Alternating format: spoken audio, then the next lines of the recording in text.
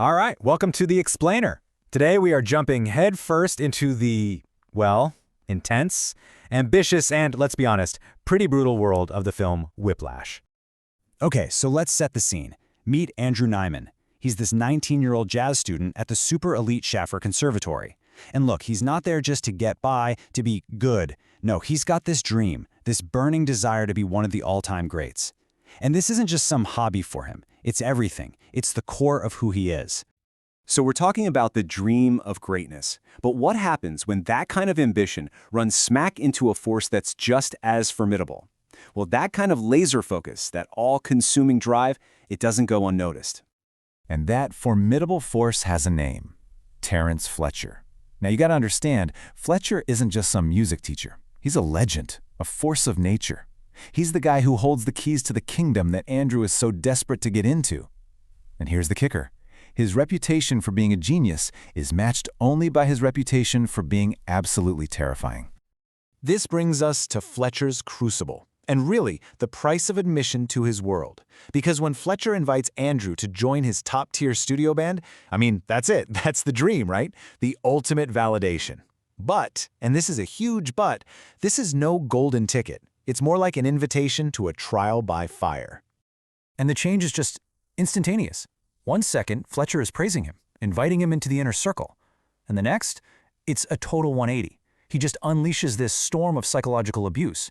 He mocks him, insults him, and pushes him way, way past any limit you could possibly imagine. And under that kind of insane pressure, Andrew's dedication starts to, well, it starts to curdle. It twists and turns from a healthy ambition into a really dangerous, all-consuming obsession. And to feed that obsession, he thinks he has to make the ultimate sacrifice. He becomes totally convinced that to get to that level of greatness Fletcher's demanding, he's got to cut everything else out of his life. And I mean everything. And the cost of that ambition is just staggering. We're talking about him playing until his hands are literally raw and bleeding. He's pushing his body to the absolute breaking point. But it's not just physical. He ends his relationship, convinced that any human connection is just a distraction from his singular goal. Okay, so this brings us to the breaking point. Because when you have this kind of relentless pressure, it just keeps building and building. And you know something's got to give, right? Well, it does. And it leads to this absolutely catastrophic failure on the biggest stage imaginable. Yeah, it's just this tragic domino effect. On his way to a huge competition, he gets into a violent car accident. And does he go to the hospital? No, he literally drags himself out of the wreckage, bleeding and injured, and stumbles onto the stage desperate to play. But, of course, he can't. He fails completely, right there in front of everyone. So after all of that, the bloody hands, the breakup, the car crash, what happens?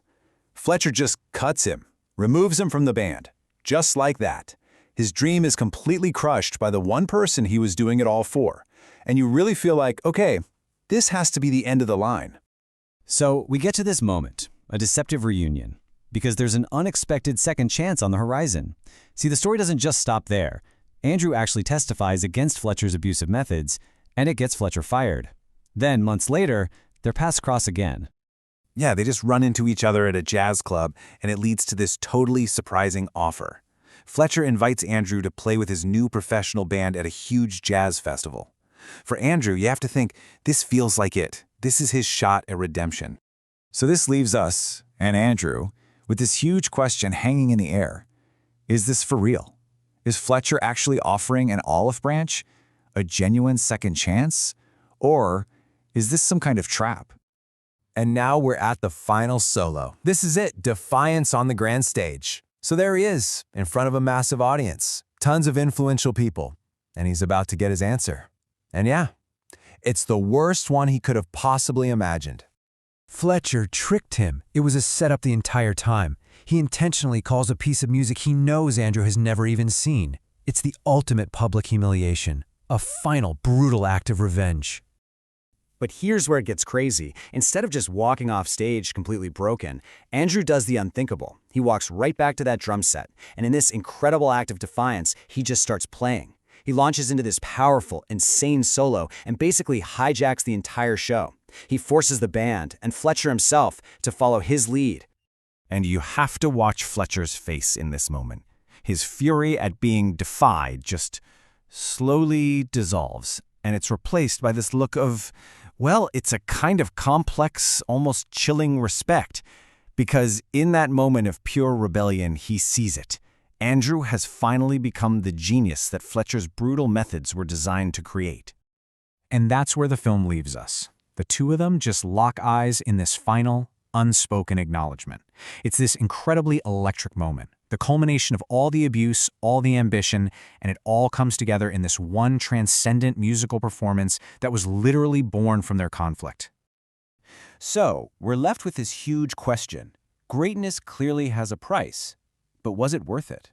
I mean, Andrew got there. He achieved that greatness he was so desperate for. But you have to ask, at what cost? The film doesn't give you an easy answer. It just leaves you wondering, what is the real price of excellence? And is the genius that gets created worth the humanity that might get lost along the way?